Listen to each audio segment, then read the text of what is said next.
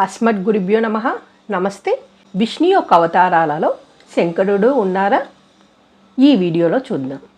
శ్రీ విష్ణువు రామ అవతారంలో వచ్చినప్పుడు శంకరుని యొక్క అంశతో హనుమంతుడు వారు వచ్చారు. విష్ణువు కృష్ణ అవతారంలో శంకరుని యొక్క అంశతో శుకయోగేంద్రుడు వారు వచ్చారు.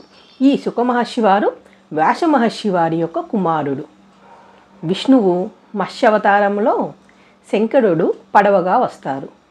ప్రళయకాల సమయంలో ఈ పడవలోనే సప్త ఋషులను, తర్వాతి కల్పానికి మనువగు సత్యవ్రతుడు వారిని వెక్కించుకొని ఆ పడవలోని తాడుతో శంకరుని అంశతో ఉన్న పడవకు ఒకవైపు, మత్స్యావతారంలో ఉన్న ఆ చేప కొమ్ముకు ఒకవైపు ఆ తాడును కట్టి ప్రళయం పూర్తయ్యే వరకు ఆ కల్పానికి ఈ కల్పానికి మధ్యకాలమంతా ఆ పడవలోనే తిప్పి సహకరిస్తారు.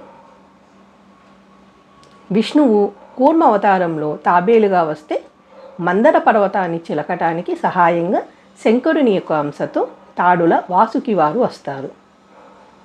విష్ణువు వరాహ అవతారంలో వరాహము యొక్క కొర శంకరుని యొక్క అంశ. విష్ణువు నారసింహుని యొక్క అవతారంలో నారసింహుని యొక్క గోళ్ళు శంకరుని యొక్క అంశ. ఈ విషయాలు మన పురాణాల నుంచి తీసుకున్నవి. జై శ్రీమన్నారాయణ.